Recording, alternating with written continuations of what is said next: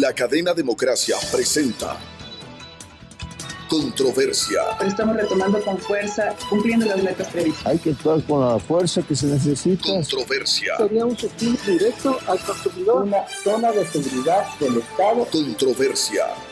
Temas relevantes analizados a profundidad. Controversia. Con Miguel Rivadeneira. Comenzamos.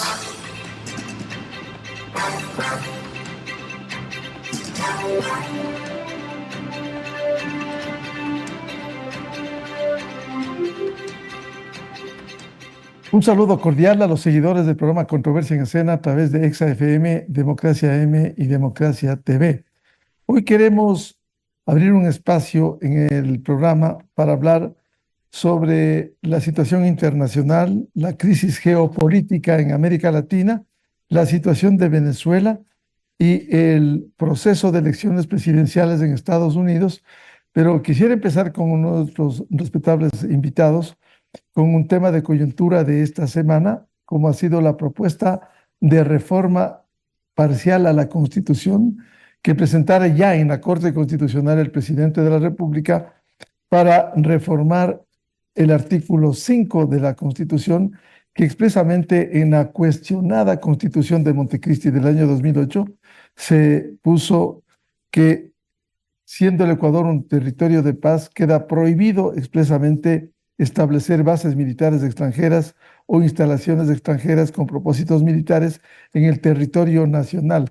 Con un antecedente, el gobierno del presidente Yamil Maguad, en diciembre de 1999, puso en vigencia el acuerdo de cooperación entre el gobierno de la República del Ecuador y el gobierno de los Estados Unidos de América, concerniente al acceso y uso de los Estados Unidos de las instalaciones en la base de la Fuerza Aérea Ecuatoriana en Manta para actividades aéreas antinarcóticos. Hoy son otras condiciones, otras realidades. Sin embargo, de la experiencia y de los resultados, al darse por terminado casi con festejo en el año 2009 el acuerdo con los Estados Unidos, simplemente se abrió las puertas para que se profundice la incursión del narcotráfico, los grupos delincuenciales organizados y ahora también vigente en el Ecuador, la narcopolítica. Se ha llegado incluso a decir hoy, si bien son condiciones diferentes, ¿qué preferimos en esta disyuntiva? O la instalación prestada para que haya fuerzas militares extranjeras en el Ecuador frente a este fenómeno que vivimos por el narcotráfico, o simplemente seguimos permitiendo, como ocurriera en marzo del 2008, la presencia de una base de las FARC en territorio ecuatoriano que determinó la incursión, que fuera criticada por la acción de Colombia, pero que finalmente dio un golpe a las Fuerzas Armadas Revolucionarias de Colombia, FARC. Con estas consideraciones quiero dar la cordial bienvenida a nuestros invitados, el doctor Benjamín Ortiz, analista, ex canciller de la República, el embajador Luis Gallegos, internacionalista y ex canciller, y el embajador Alejandro Suárez, director de la Academia Diplomática. Quisiera empezar con Benjamín Ortiz, con este tema, dado que Benjamín Ortiz fue protagonista en el año 99 como canciller ecuatoriano de este acuerdo con los Estados Unidos. ¿Cómo ve esta propuesta del presidente de la República en las actuales condiciones? Un saludo cordial. Un saludo cordial, Miguel, igual a tan importantes internacionalistas como Alejandro Suárez y Luis Gallegos, con quienes participaremos en esta conversación. Bueno, este es un reconocimiento tardío y quizá lamentable por el tiempo que el Ecuador perdió para controlar el narcotráfico, de la necesidad de la cooperación internacional. Se habla ahora y ha tenido respaldo de partidos políticos, ha tenido respaldo de ciudadanía, de la instalación de bases militares. Pero yo diría que si es que se quiere realmente una cooperación que por lo demás es indispensable de recursos internacionales de los Estados Unidos concretamente, el acuerdo de la base de Manta es el modelo que se debería seguir porque negociada y discutida, incluso seguramente con la participación de los embajadores que nos acompañan ahora, logró un texto y un establecimiento, digamos, de los elementos que debe considerarse en una situación así ejemplar. Primero fue un acuerdo de cooperación entre Ecuador y los Estados Unidos. No fue un tratado, no fue un tratado militar, no fue un tratado territorial, porque lo que hizo es conceder el acceso y uso de las instalaciones de la base, perdón, de la Fuerza Aérea Ecuatoriana en Manta en actividades antinarcóticos. De manera que, por ese motivo, incluso no necesitó aprobación del Congreso.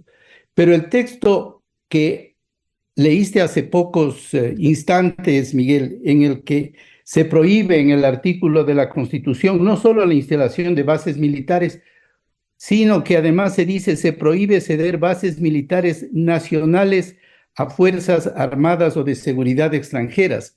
O sea, si un país necesita con un avión militar controlar el narcotráfico, que es el flagelo, porque no podemos hablar de otro tipo de problemas internacionales que requieran el uso militar, si necesitara cualquier país, no se podría hacer.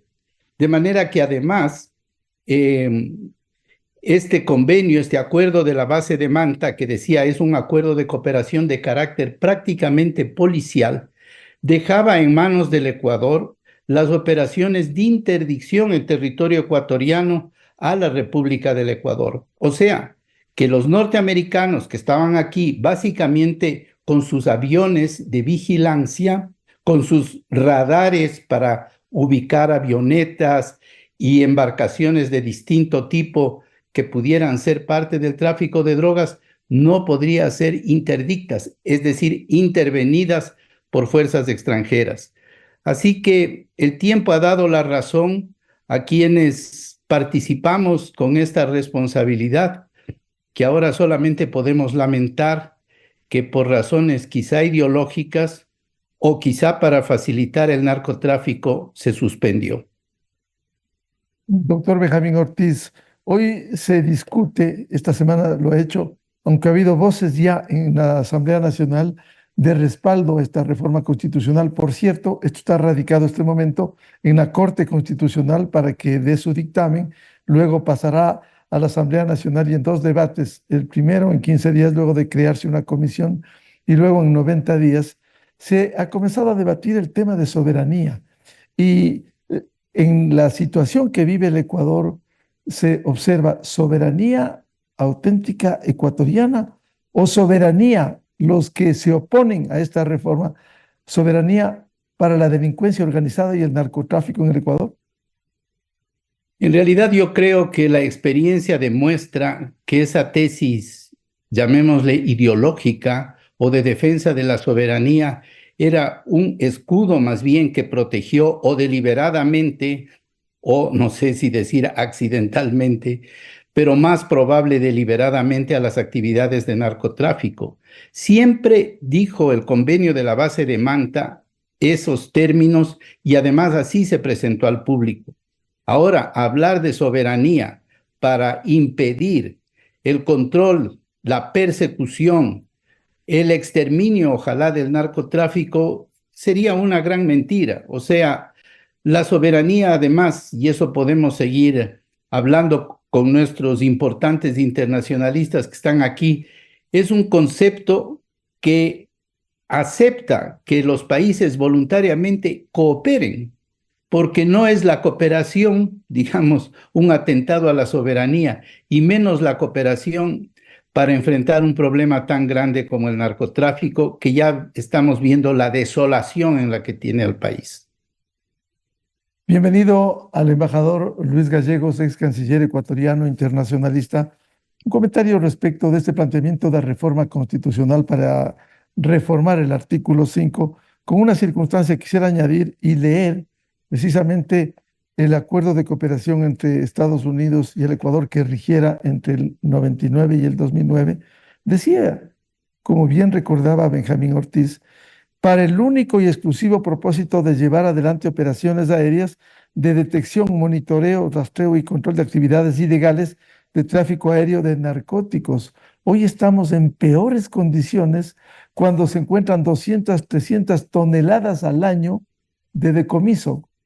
El Ecuador no solo ya es un territorio de ingreso de droga, sino de salida hacia el exterior. ¿Cómo ve este planteamiento? Saludamos al embajador Luis Gallegos.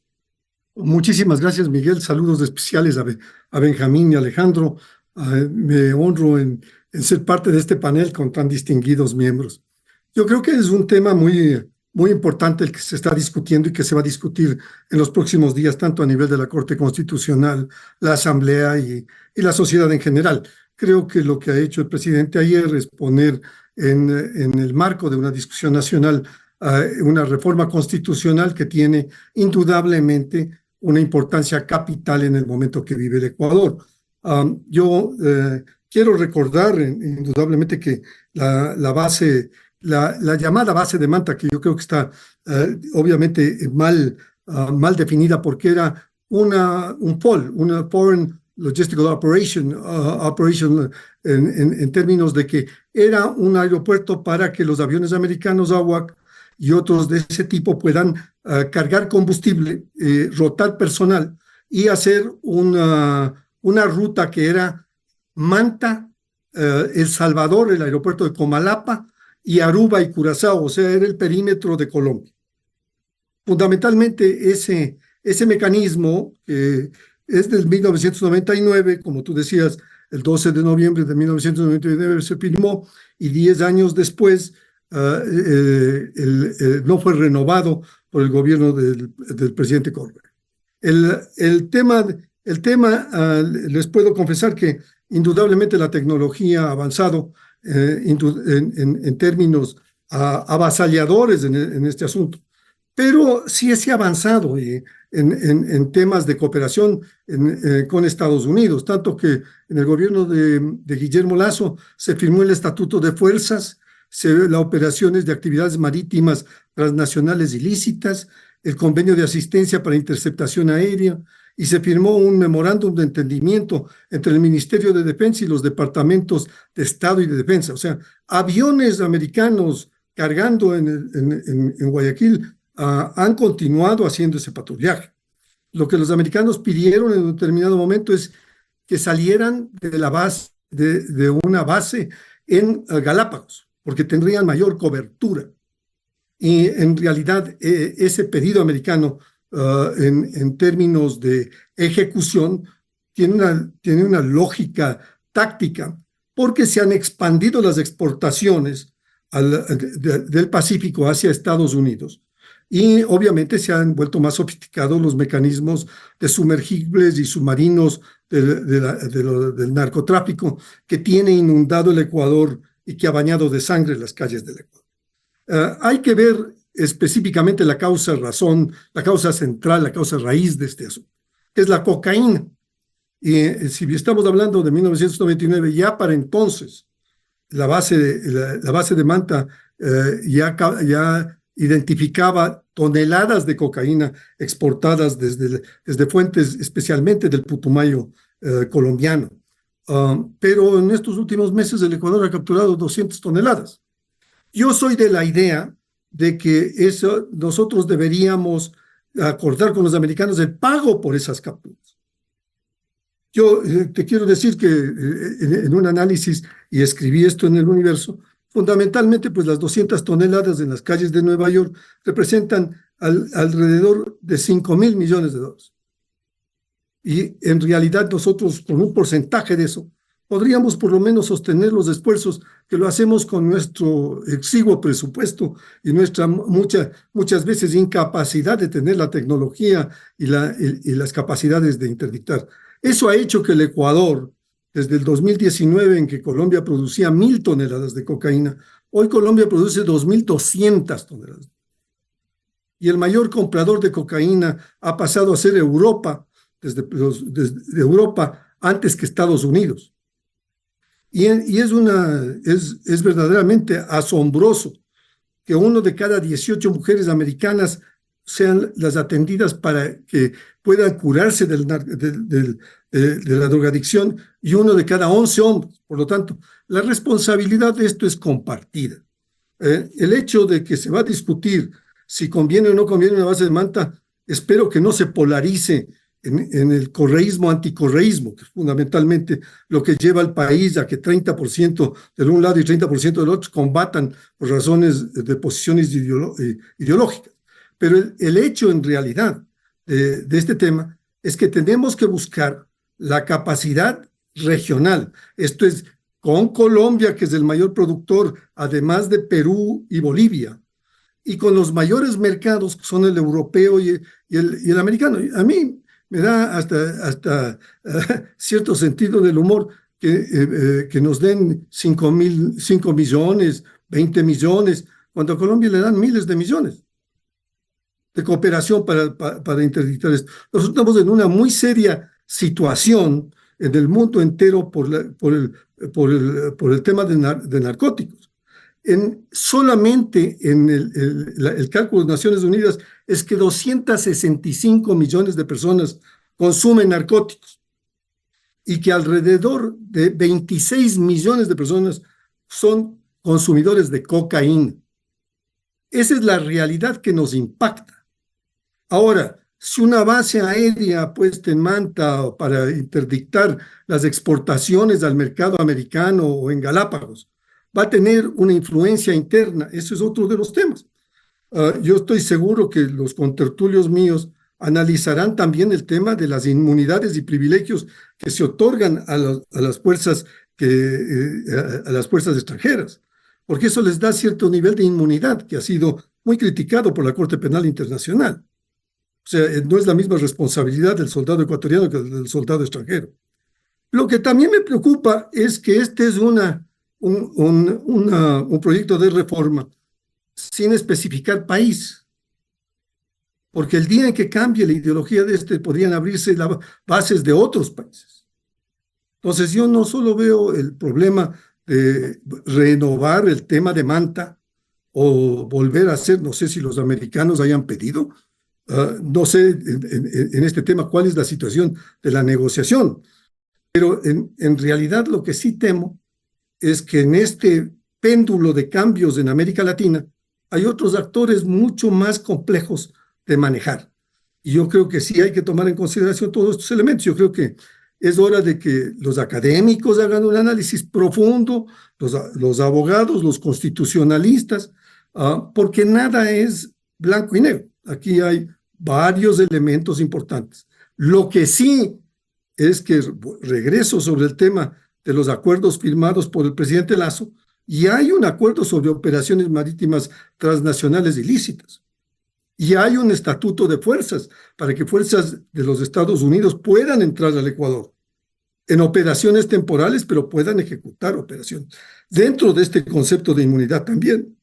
Y hay un acuerdo de interceptación aérea que está vigente.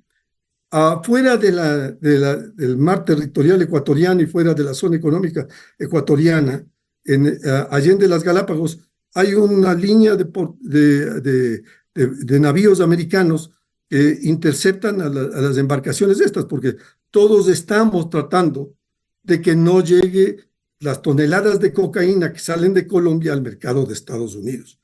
Pero lo mismo tenemos con Europa, porque nos hemos convertido en el mayor proveedor de cocaína de Europa. Yo creo que hay que analizar este problema 20 años después, prácticamente 25 años después o 15 años después de que se terminó Manta, el acuerdo de Manta, y que, como decía Benjamín, era un acuerdo de cooperación que no requirió la aprobación del Congreso, y ni tampoco estos convenios que yo acabo de delinear requirieron una aprobación por parte de la Asamblea. Si me permite, embajador Gallegos, para abonar en la explicación que usted nos da, es importante decir que en estos casos los acuerdos firmados en el gobierno del presidente Lasso pasaron por el filtro de la Corte Constitucional, y la Corte Constitucional dio su visto bueno para que se firmen los acuerdos con el Comando Sur de los Estados Unidos, firmó la general Richardson, Claro. precisamente. No, y están vigentes. Y con la nueva tecnología, con los satélites que tenemos, con la inteligencia artificial, hay muchos hay una abundante capacidad de hacerlo con nuevas tecnologías, ya no solamente con aviones. Lo que sí también hay que señalar es que hay 800 bases americanas alrededor del mundo, hay 12 en Panamá, 9 en Colombia, 8 en Perú. ¿Ha reducido el mercado de narcóticos las bases de Colombia y Perú? Es una pregunta que vale la pena hacerse, porque en realidad el problema del narcotráfico en el Ecuador es mucho más complejo que la interdicción aérea de aviones que ingresan al Ecuador a las 2.000 pistas no controladas por el Ecuador y que requieren indudablemente un apoyo internacional. En aspectos de cooperación, yo soy un firme creyente de que hay que tener aspectos de cooperación, pero hay que tener también los marcos de referencia respecto a cuál es el control estatal del Ecuador sobre estas operaciones. Yo no quiero que un militar de la Fuerza Aérea viaje en un avión, en una esquina de un avión, sin saber cómo opera el avión para interdicción. Esto es lo que he escuchado de actores principales cuando vienen. Pero yo sí creo que ya que está en la palestra política, en una etapa electoral, va a ser muy interesante ver cómo se desarrolla el debate. Este debate respecto a la conveniencia o inconveniencia. Yo creo que hay muchos ecuatorianos que consideran que es muy conveniente el que haya una base extranjera de los Estados Unidos, no sé si de otros países, si de Europa o de otros países.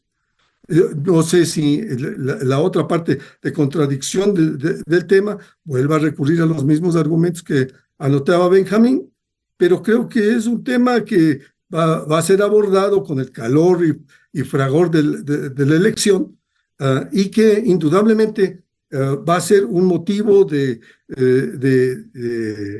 discusión, muchas veces acalorada entre ecuatorianos. Pero creo que el punto fundamental es ver cómo podemos reducir el efecto que tiene la cocaína en el Ecuador, que ha bañado de sangre las calles, al poner en manos de estos grupos delincuenciales, de las mafias transnacionales, de los carteles internacionales, las capacidades que no podemos sino decir que ha sido víctima el Ecuador, porque el Ecuador no produce cocaína, pero es un país de tránsito en el cual verdaderamente en estos últimos 24 meses a 36 meses se ha visto que verdaderamente desde los temas carcelarios, de las masacres carcelarias, hasta esta constante, yo diría, y deplorable práctica que están adquiriendo de desmembrar a seres humanos en las peores circunstancias, tiene atemorizado al Ecuador, que inclusive los ecuatorianos no pueden salir a las calles. Yo creo que es indispensable una cooperación internacional, dada el momento que vive el mundo y dado las circunstancias en las cuales vivimos. Pero será un debate muy acalorado el que venga. Habrán quienes lo respalden y habrá quienes tengan serias dudas respecto al tema. No solamente en el Ecuador, y esto es un debate también en sectores de Estados Unidos que no quieren extender bases militares en otras partes. Hay grupos muy importantes, hay grupos que quieren involucrarse en temas internacionales, y esto también es motivo de la discusión electoral entre Trump y Harris en el tema de la expansión de la presencia americana internacional. Por último, yo quiero decirles que es preferible que este tipo de discusiones se haga con toda la serenidad y, como decía Benjamín, abstrayéndonos de las razones ideológicas o de la polarización política que se tenga, sino mirándolo desde el espectro de importancia e interés del Ecuador. No, aquí el tema de bases es un tema muy complejo y el Ecuador no tuvo una base militar con presencia de una división armada de los americanos en Manta. Eso no ocurrió, como dice bien Benjamín, era un puesto logístico de abastecimiento que cambiaba de operaciones y donde salía el avión. Entiendo que siguen volando aviones americanos desde Guayaquil. Entiendo que siguen habiendo interdicciones en el mar. Entiendo que sigue habiendo cooperación entre las fuerzas navales y las fuerzas navales no navales, sino del Coast Guard de los Estados Unidos, porque son destructores del Coast Guard los que están haciendo la interdicción en el Pacífico. Y todo eso combina en un tema de cuál es la situación real. Yo creo que eso tiene que discutirse con toda amplitud y con toda serenidad. Bienvenido al embajador Alejandro Suárez, director de la Academia Diplomática. ¿Cuál es su opinión respecto de lo que han hablado Benjamín Ortiz y Luis Gallegos, precisamente de esta reforma constitucional planteada por el presidente de la República a la Corte Constitucional para autorizar el uso de bases militares ecuatorianas con presencia extranjera, como ya hubo entre el 99 y 2009? Muy buen día. Muchas gracias, Miguel. Es un honor estar nuevamente en el programa y más todavía con distinguidos amigos, personalidades importantes en el país como son Benjamín y Luis. Y yo quiero manifestarme de entrada absolutamente de acuerdo con que se restablezca un mecanismo similar al que existió con la presencia de los americanos en la base de Manta, que tuvo un fin específico que fue el combate al narcotráfico, el monitoreo de las actividades ilegales vinculadas al narcotráfico. Y en eso sí hubo éxito, sí hubo logros, y el restablecer ese esquema de cooperación, como lo dijo muy bien Benjamín, era una cooperación.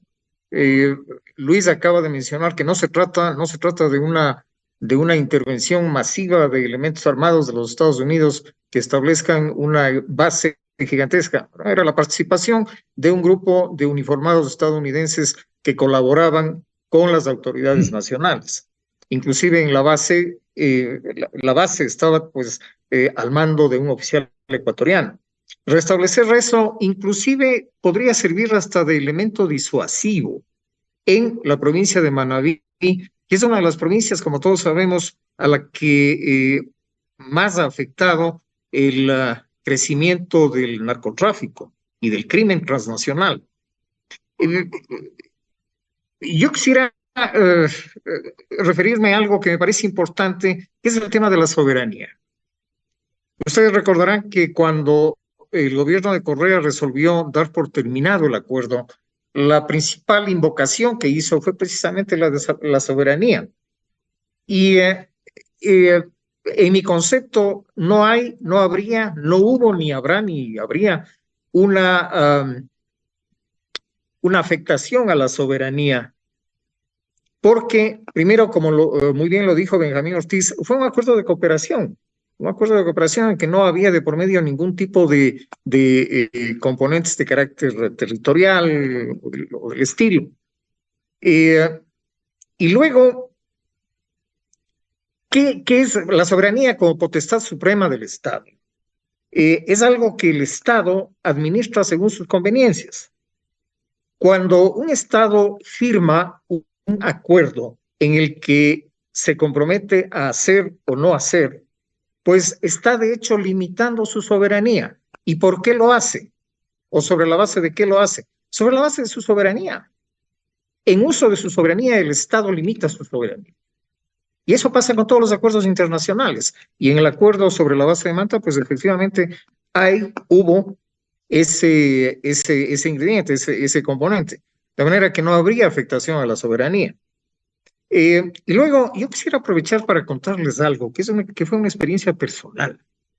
Recordarán ustedes que en la época del presidente Noboa, luego de un levantamiento indígena que se produjo en el país, se establecieron mesas de diálogo para conversar sobre diferentes temas, los que interesaban al sector indígena. Y uno de los temas fue el Plan Colombia, que no era en realidad un tema que afectaba o interesaba directamente al sector indígena, pero se lo incluyó y bueno, hubo que enfrentarlo.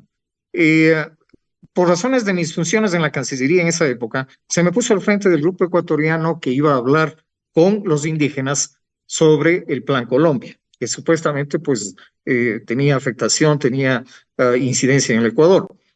Y quiero contarles que mis interlocutores no fueron indígenas, no fueron indígenas. Mis interlocutores fueron personajes que habían estado vinculados a los grupos ambientalistas, a los grupos de derechos humanos, de una marcada tendencia izquierdista.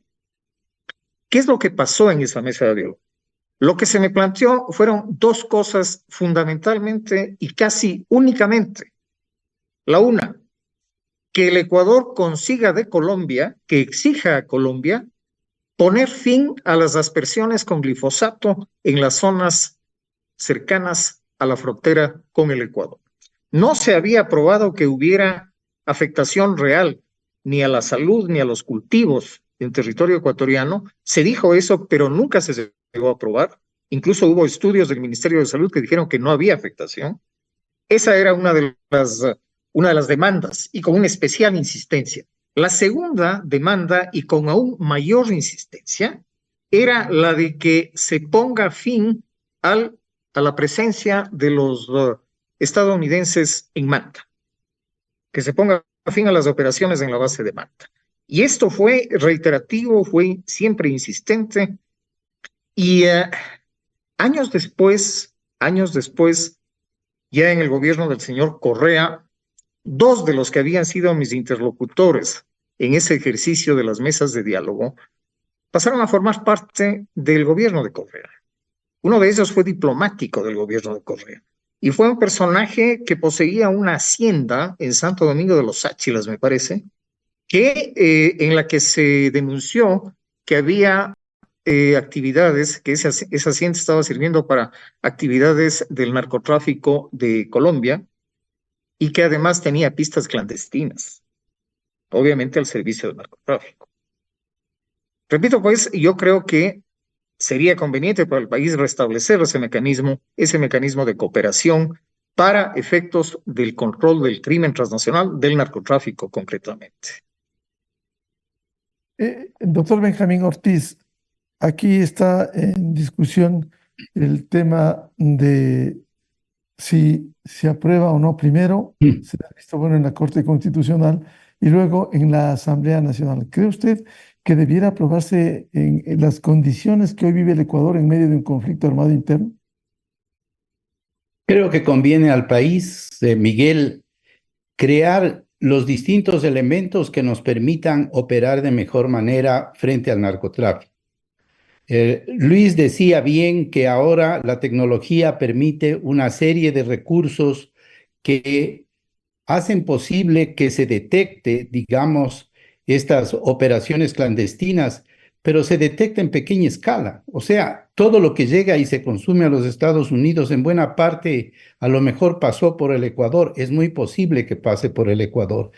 Entonces, lo que se está haciendo, ya digo, con nuevas tecnologías, probablemente cuando oímos que un submarino en las cercanías de Galápagos, en nuestro mar territorial o zona económica, ha sido capturado, yo pienso que quizá fue detectado por uno de los aviones norteamericanos que están volando, porque es un tema de disponer de la tecnología. También pudo haber sido una detección ecuatoriana, pero esa cooperación que hay es importante.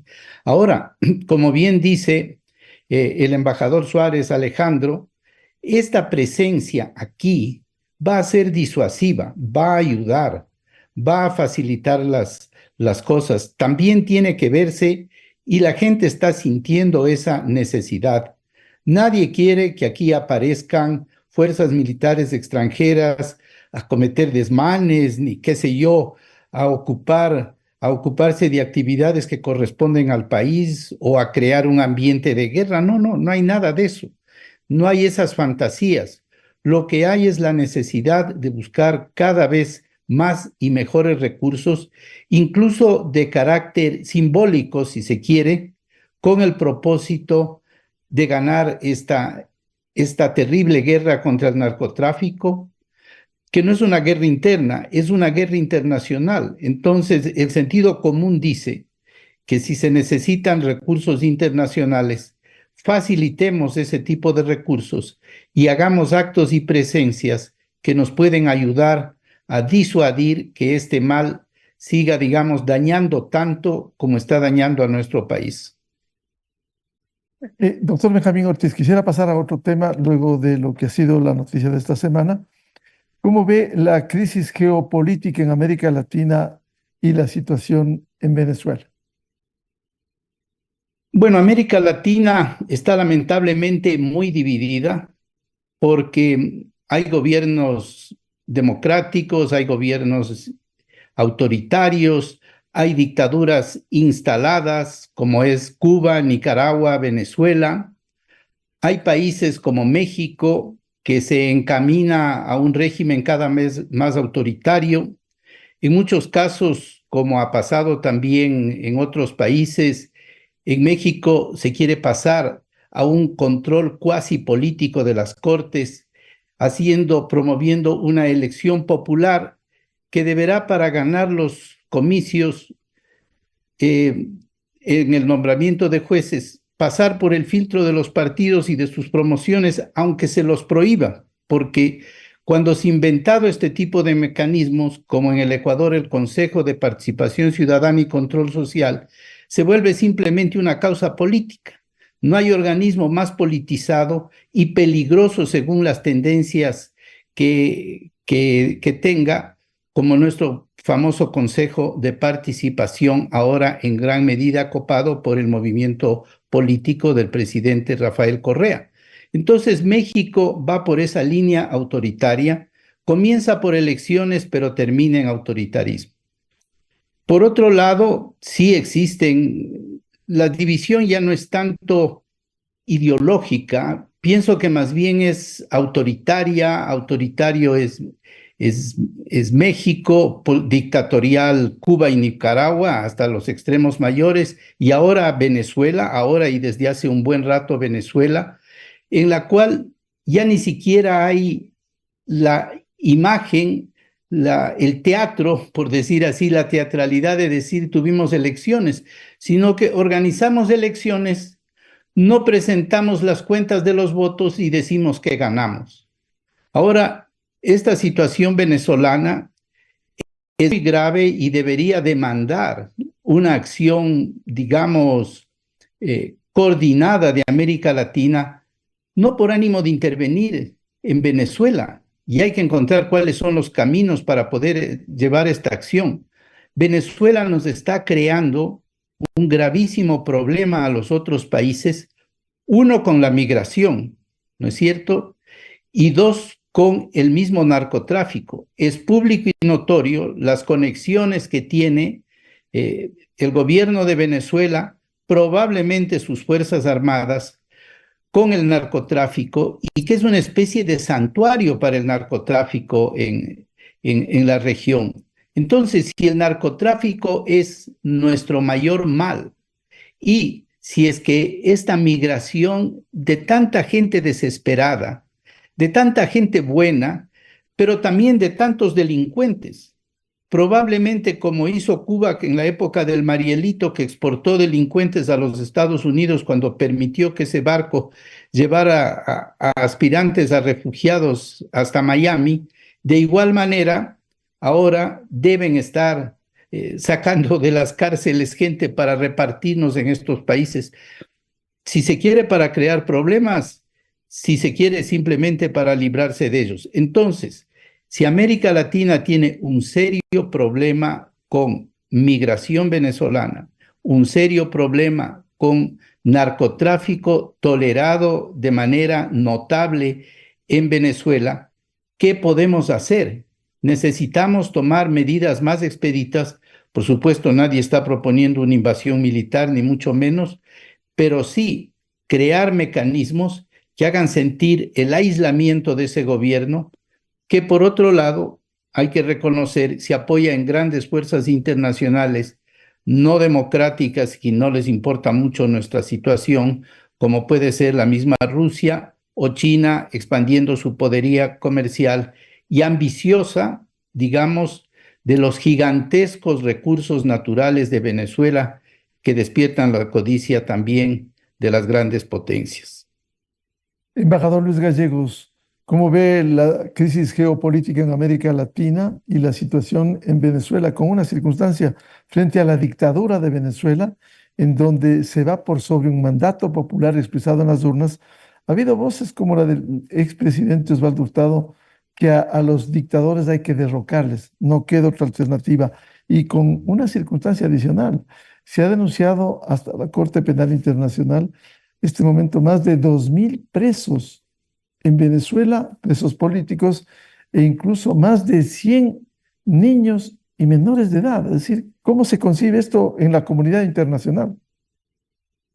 Miguel, yo creo que ambos interlocutores del caso venezolano, en los términos en los cuales nosotros hemos analizado el caso venezolano, yo creo que todos recordamos que desde 1989, cuando advino el golpe de Estado de Chávez y el intento de derrocar a Carlos Andrés Pérez, principió una historia reciente de Venezuela, que era el país que defendía las democracias en los 70. Yo me acuerdo porque era representante alterno en la OEA, que Venezuela era el adalid de la defensa de la democracia en la región cuando había las dictaduras de los Somoza y otros en Centroamérica.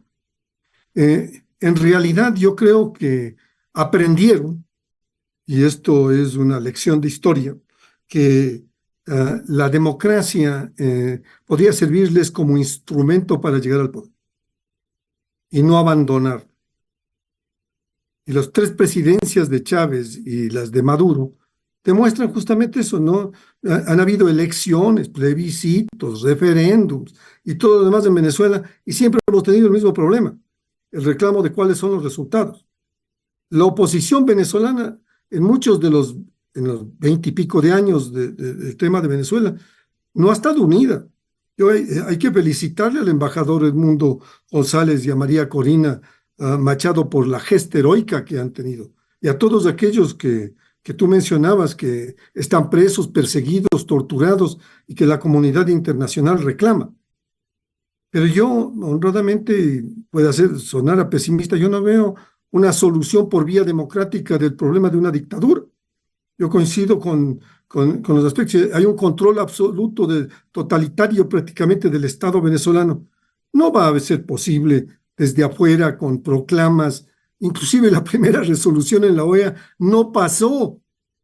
Le faltó un voto para ser aprobado porque no hubieron los 18 votos. Solo habían 17. En las Naciones Unidas, un grupo de 50 países más la Unión Europea. O sea, 100 países, digamos. De los 193 países hizo una proclama que no. Entonces, en la comunidad internacional no hay claridad respecto a esto.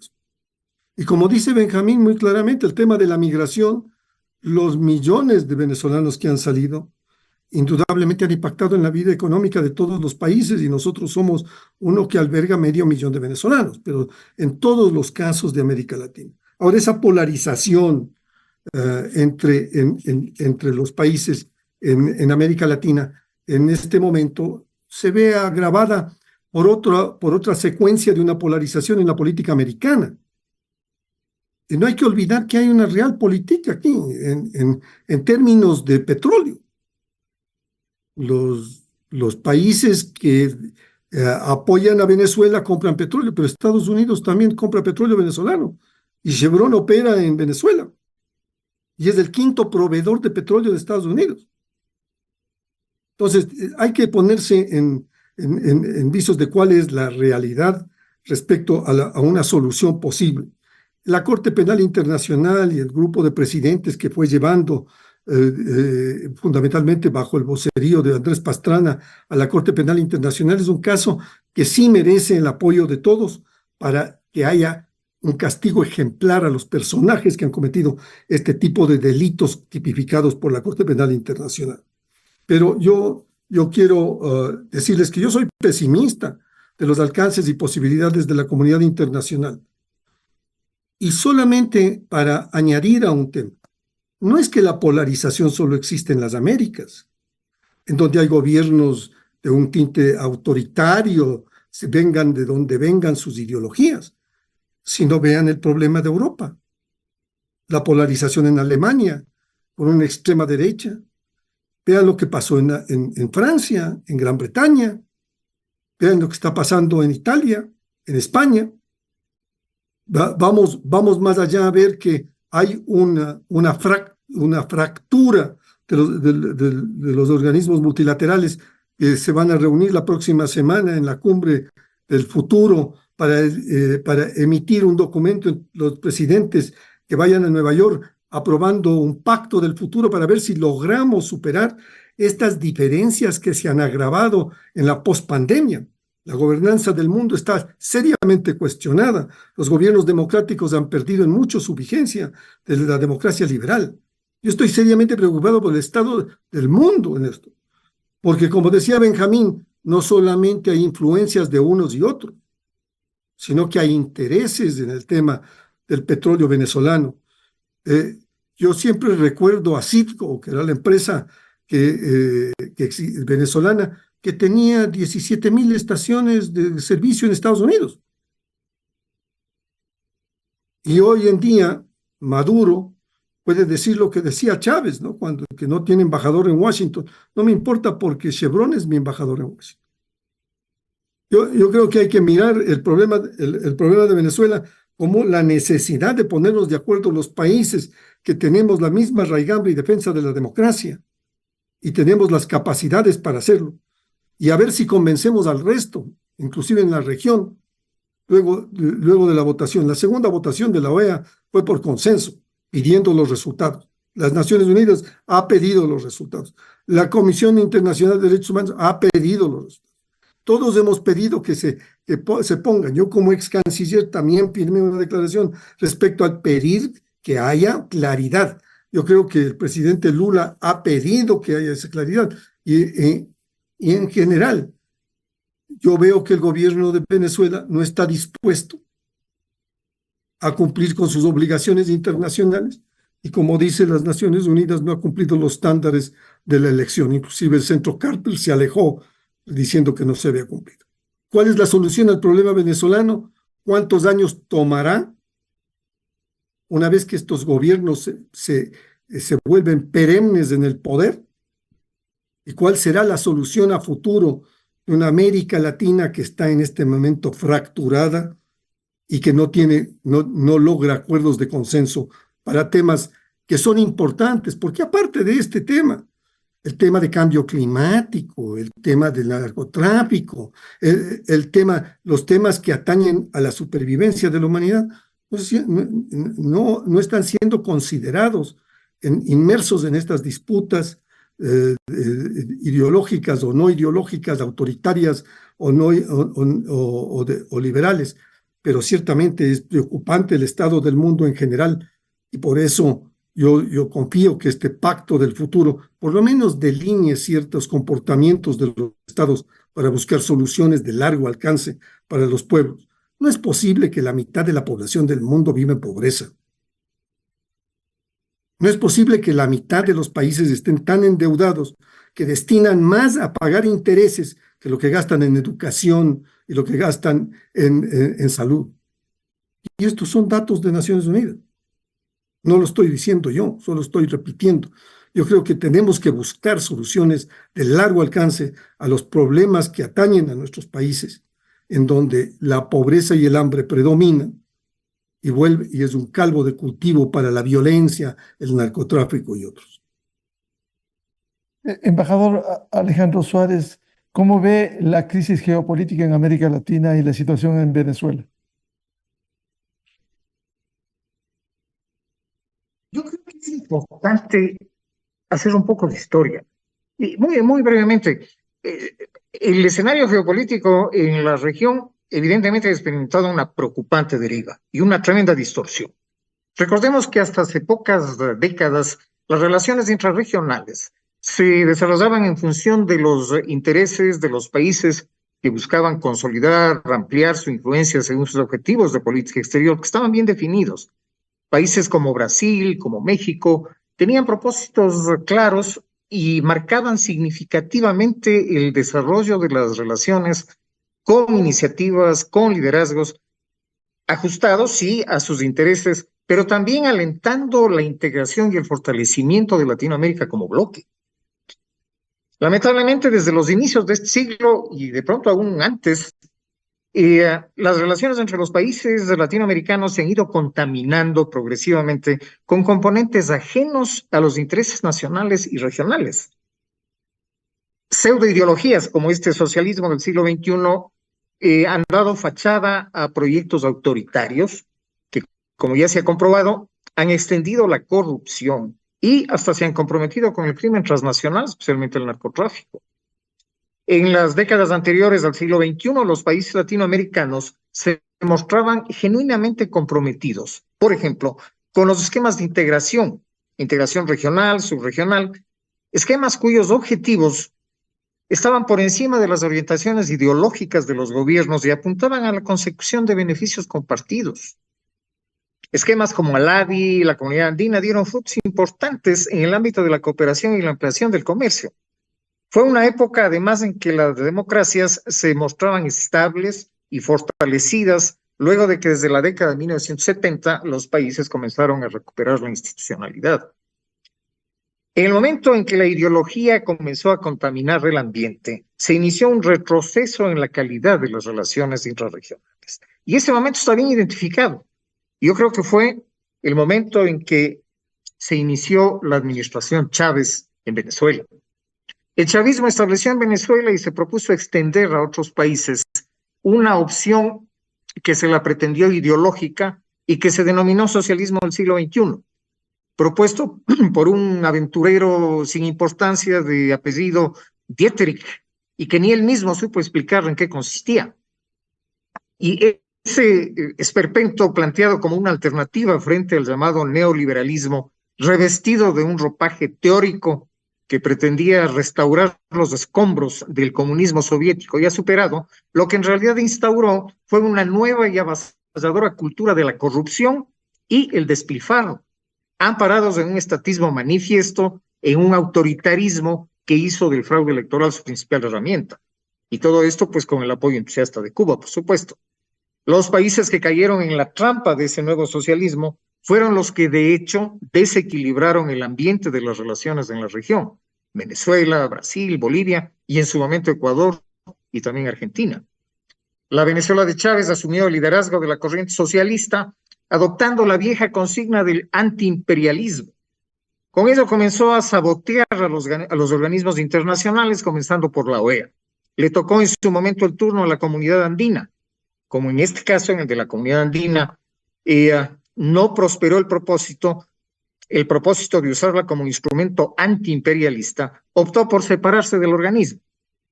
Luego desnaturalizó a UNASUR, una buena iniciativa original de Brasil para conformar un bloque de países sudamericanos para impulsar la cooperación y el diálogo político.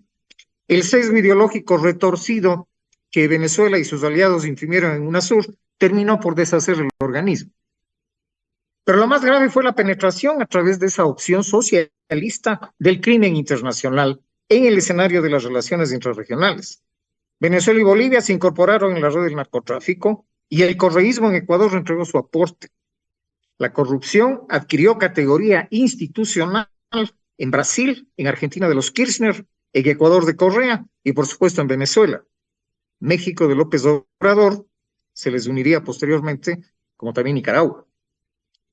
Y entonces todo eso creo que enrareció el ambiente regional y llegó en algunos casos a polarizar las relaciones intrarregionales que ahora deben desenvolverse bajo la sombra tenebrosa del crimen internacional que ha afincado intereses que se proyectan más allá de las fronteras nacionales.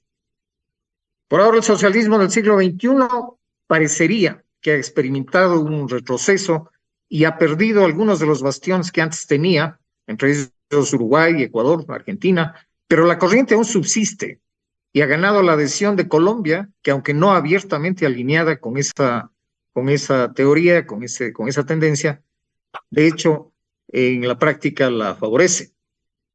Lo cierto es que hay un debilitamiento de ese socialismo fraudulento.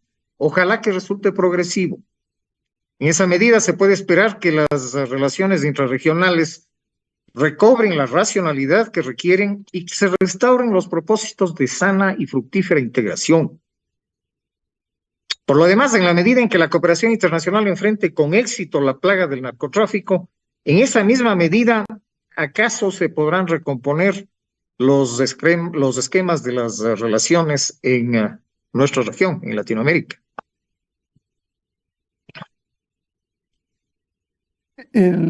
Quisiera pasar a otro tema en este análisis internacional, doctor Benjamín Ortiz. ¿Cómo ve el proceso eleccionario en los Estados Unidos? Se definirá en noviembre próximo en esta disputa, especialmente entre Donald Trump y Kamala Harris. Bueno, las elecciones en los Estados Unidos son en cierta forma unas elecciones mundiales, porque lo que hace Estados Unidos tiene repercusión universal, nos guste o no los Estados Unidos. Y este fenómeno político que se ha vuelto en extremo interesante por sus dos lados. Por un lado, el ascenso y mantenimiento en una alta posición del expresidente Donald Trump, un individuo con apelaciones emocionales, radicales, racistas, homofóbicas, en fin, una derecha fea, una derecha que no representa los valores de los republicanos tradicionales ni del conservadurismo tradicional.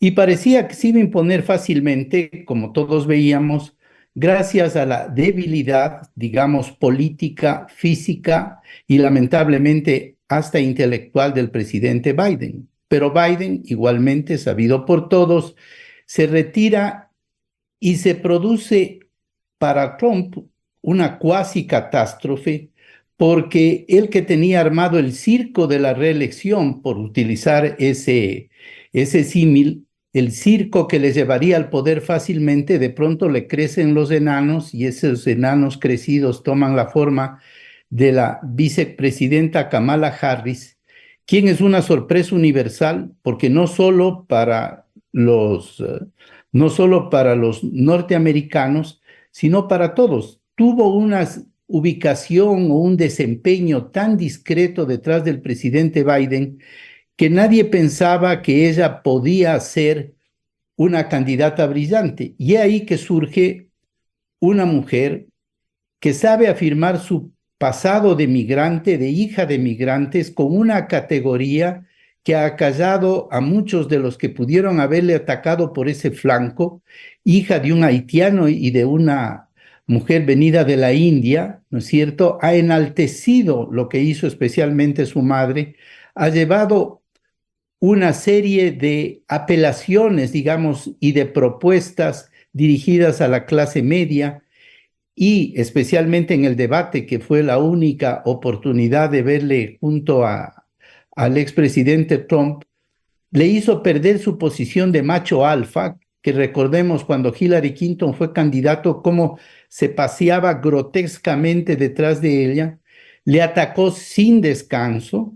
En lugar de decir perdió las elecciones anteriores, dijo: a usted le despidieron 81 millones de votantes la vez pasada, la gente se va de sus manifestaciones, le recordó el asalto al Parlamento, pero no le enfocó tanto a Trump desde el lado de un peligro para la democracia, que sí lo es, como estaba haciendo Biden, sino de sus debilidades, digamos, frente a su propia personalidad. Le golpeó el orgullo y la preeminencia que él tenía. Ahora, Biden sigue siendo fuerte en norteamericanos asustados frente a la migración, desbordados por la propaganda mentirosa, como aquello de que en Springfield los haitianos se habían comido las mascotas, ¿no es cierto? Creando con eso un terrible problema a esa ciudad y a esa población de 12,000 migrantes honestos y trabajadores haitianos que viven en esa ciudad. Pero este tipo de epidemias digamos, que van creando con apoyo de las redes sociales, con una capacidad de mentir infinita. Le tienen a a Trump con una mejor aceptación en manejo de la migración, mayor aceptación en cuanto a manejo de la economía, mientras en otros aspectos como la situación de la clase media y más, Harris está adelante. Yo con muchos creo en este mundo, preferimos una mujer que piensa claro y que tiene valores positivos y que resulta menos impredecible en el ámbito internacional para que gane la presidencia de los Estados Unidos. Ojalá así sea. Pero ni uno ni otro, y esto hay que reconocer, han mostrado especial interés por América Latina ni hemos oído ninguna propuesta. Desgraciadamente, nuestra región está viviendo los conflictos que aquí mis compañeros de panel los han descrito muy bien. Está viviendo, digamos, una situación de marginalidad frente a los grandes intereses de las potencias principales, incluido Estados Unidos. Pero en todo caso, el mundo será un poco más seguro con Kamala Harris y América Latina quizá también puede encontrar puertas de cooperación mayor en respecto a nuestras necesidades, tanto económicas como de lucha contra el crimen organizado, que son los ejes, digamos, que nos mueven y nos preocupan ahora. Embajador Luis Gallegos, ¿cómo ve usted el proceso de elecciones presidenciales en Estados Unidos? Bueno, yo coincido con lo que dice Benjamín, pero yo quiero referirme a la primera presidencia de Donald Trump. Yo he tenido el privilegio, por haber sido embajador en Estados Unidos, de conocer al señor Trump, de conocer al señor Biden, y cuando el señor Trump se candidatizó para la presidencia, yo creo que muy pocos analistas en el mundo le daban la posibilidad de ganarla. Y en realidad lo que ocurrió es que la señora Clinton le ganó el voto popular a Trump por cerca de 3 millones de votos. Pero el colegio electoral le dio el triunfo a Donald Trump, porque la elección americana, a diferencia de las elecciones del resto del mundo, es una elección indirecta, en donde el voto popular no necesariamente es el que rige. Es decir, esto del colegio electoral, de los 538 miembros del colegio electoral, el que gane la elección requiere 270 votos. Por lo tanto, entre los espejos y las luces de esta campaña política, la mayoría de la gente cree que el número de manifestantes que van a las manifestaciones del uno y el otro son los que hacen la diferencia. No, no es así. Además, se elige en la tercera parte del Senado, o sea, 33 senadores, y se elige toda la Cámara de Representantes, y algo así como 12 gobernadores de los estados. Yo creo que el señor Trump logró asimilar un mensaje que él, con su capacidad y elocuencia mediática, logró calar en los americanos. Es fundamentalmente que Estados Unidos había perdido con la globalización los empleos y que había sido el gran perdedor. A México le catalogó como el país de los violadores y asesinos y narcotraficantes.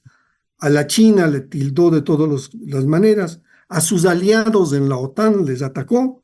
Y obviamente todos ellos ahora se hayan preocupado de cuál sería el efecto que tendría el señor Trump al ganar la elección. En realidad, la señora Harris ha dinamizado al Partido Demócrata luego de un terrible fracaso en el debate entre Biden y Trump, en donde el presidente Biden no tuvo la capacidad de responder y creó una decepción enorme. Yo creo que Kamala Harris es una mujer inteligente, que ha sido procuradora, que tiene todos los méritos para hacerlo. Pero va a ser muy difícil la elección porque es una mujer. Y el entorno del señor Trump son 75 millones de americanos, que es el voto duro.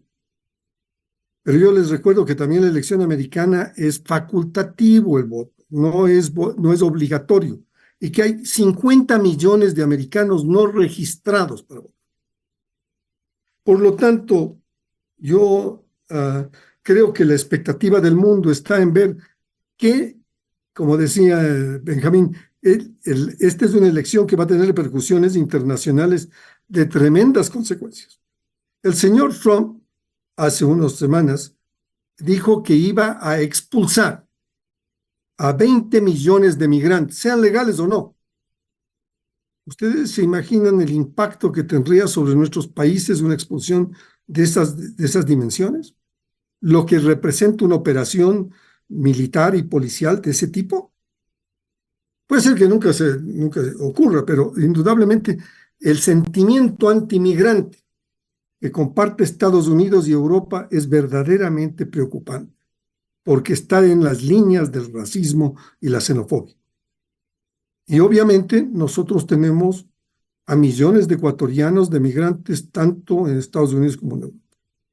A mí sí me preocupa el entorno que tome Estados Unidos, porque mientras Estados Unidos está inmerso en esta polarización muy propia de lo que ocurre en nuestro continente, en nuestra región, y lo que ocurre en Europa, donde muchos de los extremas derechas están muy cercanos a Trump.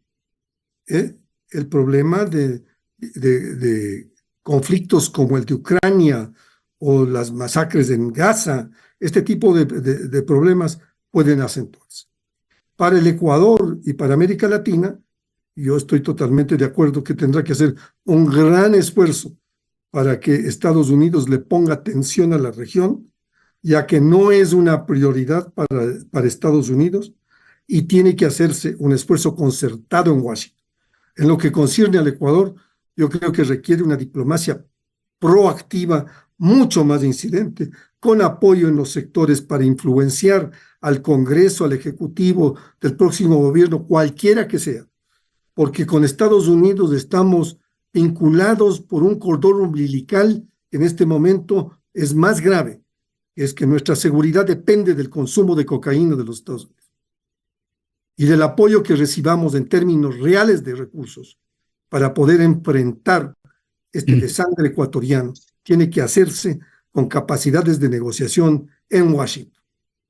Yo creo que la elección americana es de primera importancia y que no debemos dejar de lado lo que va a ocurrir.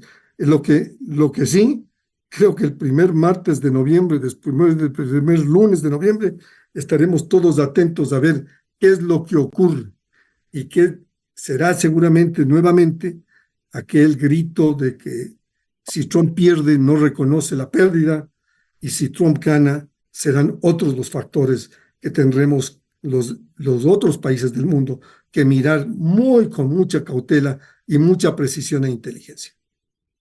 Embajador Alejandro Suárez, ¿cómo ve usted el proceso de elecciones presidenciales en Estados Unidos? Sí, muy brevemente, Miguel. Yo coincido plenamente con lo dicho por Benjamín y por Luis. Yo creo que no hay que tener demasiadas expectativas positivas, digamos, en relación con las elecciones en Estados Unidos, no al menos en lo que tiene que ver con Latinoamérica. Creo que ha quedado claro, lamentablemente, que las relaciones con Latinoamérica no han estado precisamente, ni probablemente van a estar, al menos no en corto plazo, entre las prioridades estadounidenses. Cualquiera que sea elegido presidente en Estados Unidos el próximo mes de noviembre, no creo que se produzca un cambio sustancial en las relaciones con Latinoamérica. Puede ocurrir algún milagro, puede ocurrir. Luis decía que hay que desenvolver una diplomacia muy activa, y sí, creo que así eso se debe hacer. Pero, insisto, Latinoamérica lamentablemente no está entre las prioridades de los Estados Unidos, no por ahora al menos.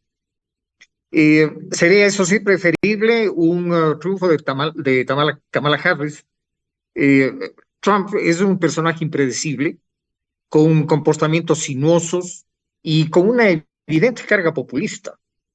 lo cual ha distorsionado, creo yo, la tradicional competencia política en los Estados Unidos, que solía desenvolverse, recordémoslo, solía desenvolverse siempre con sujeción a planteamientos y códigos serios, doctrinarios.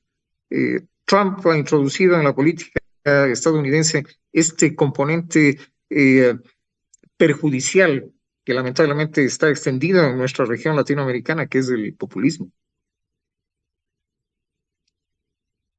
Bien, quiero agradecer la participación en este programa en el que hemos abordado temas de interés en el campo internacional, como la autorización de bases militares extranjeras en el Ecuador, que tiene su incidencia en medio del conflicto armado interno que vive el Ecuador, la crisis geopolítica en América Latina, la situación en Venezuela y el proceso de elecciones presidenciales en los Estados Unidos. Muchas gracias al doctor Benjamín Ortiz, ex canciller ecuatoriano, el embajador Luis Gallegos, internacionalista y ex canciller, y el embajador Alejandro Suárez, director de la Academia Diplomática. Muchas gracias a su participación. Muchas gracias, saludos a todos. Muchas gracias. Saludos. Igual saludos. Muchas gracias. Con esto cerramos el programa Controversia en Escena a través de Exa FM, Democracia M y Democracia TV. A los seguidores de Controversia les deseamos un feliz fin de semana a todos. Muy buen día. Esto fue Controversia. Temas relevantes analizados a profundidad. Miguel Rivadeneira vuelve el próximo sábado.